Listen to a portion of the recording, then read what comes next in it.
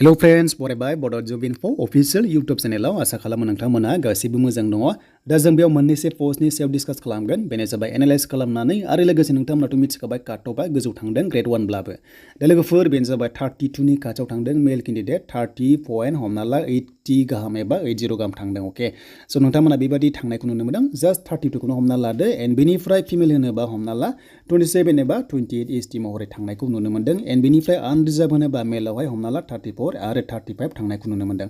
अब्ला स' नोंथांमोननि एएफएफ कनस्टेबलआव गार्डआव बेसेबां थांथावना गोबां कुइसन जागासिनो दङ।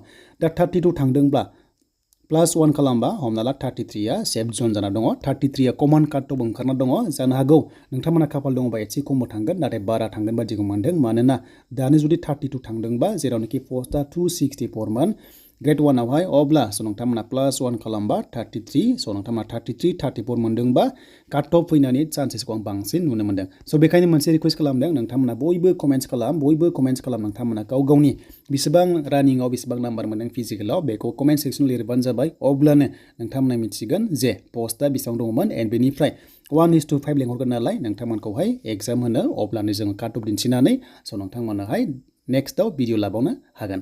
एन्ड बेनिफ्राय एएफएफ कनस्टेबलआव नोंथांमोननि एग्जाम बेनो जाबाय कम्बाइन एग्जाम जागोन जेल वार्डार बेनिफ्राय एक्साइज बेनिफ्राय जेल वार्डार मिथिखाबाय एक्साइज एन्ड बेनिफ्राय नोंथांमोननि फरेस्ट डिपार्टमेन्टनि कनस्टेबल लेभेलजों मोनसे कम्बाइन एग्जाम जागोन आरो बे एग्जामा नोंथांमोनाथ' मिथिखाबायना 50 मार्क्सनिल' 100 कुइसन फैगोन आरो बेयाव नेगेटिभ मार्किं गैखाया।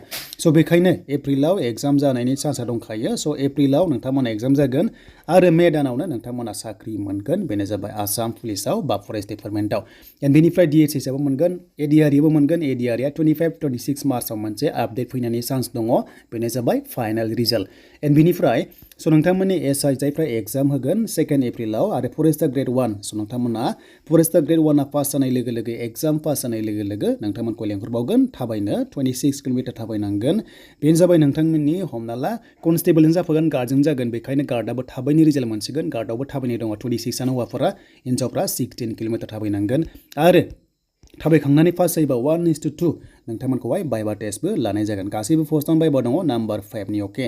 स' नोंथांमोनखौहाय ओंखायनो थाबैनो रिजाल्ट लागोन मेआवनो साख्रि मोनगोन नालाय थाबनो रिजाल्ट मोनसिगोन। आरो जायफ्रा एसआइ एग्जाम लिरगोन ना स' नोंथांमोनाहाय रेडि जाखा फिजिकेलनि थाखाय दानिफ्रायनो प्रेक्टिस खालाम। मानोना 2 एप्रिलाव एग्जाम होखांनाय लोगो लोगो गेजेर उइकआवनो नोंथांमोना काटअफ मोनगोन आरो फिजिकेल टेस्टनि थाखाय नोंथांमोनखौहाय रेडि खालामगोन आरो बे रेलिया गुवाहाटियाव जागोन। बेनो जाबाय खानापारायावहाय एसआइआ। स' बेनोमोन दिनैनि आपडेट। दा नोंथांमोननि काटअफआ बेनो जायफ्रा फिमेल स' नोंथांमोना 30+ चान्सआ दङ। बेनिफ्राय हौवाफोरा 33 खौ लाथ'दों कमनाहाय एन्ड बेनिफ्राय आनरिजार्भआव हमना ला 35 एबा 36 थांनायनि चान्सआ दङ एन्ड बेनिफ्राय एक्साइजआबो बेबायदि थांगोन 35-36 थांनायनि चान्सआ दङ मानोना पस्टआ जोबोर खम।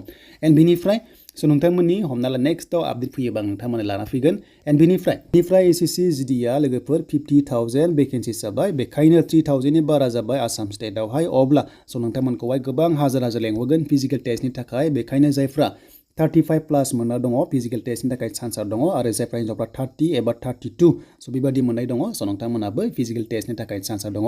मानोना नर्मेलाइज जागोन बेनिफ्राय नोंथांमोननि मार्क्सआ खायसेना बारायगोन आरो खायसेना खमायगोन।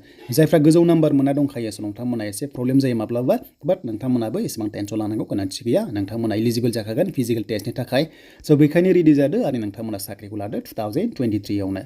दा बेनोमोन लोगोफोर दिनैनि माखासे एनालाइज काटअफ आसा खालाम नोंथांमोना भिडिअखौ नायबाय। दा हानायसेबां कमेन्ट्स खालाम बेसेबां काटअफ मार्क्स नोंथांमोना मोनदोंमोन फिजिकेल टेस्टआव अब्लानो नोंथांमोना मिथिगोन गावजों गाव।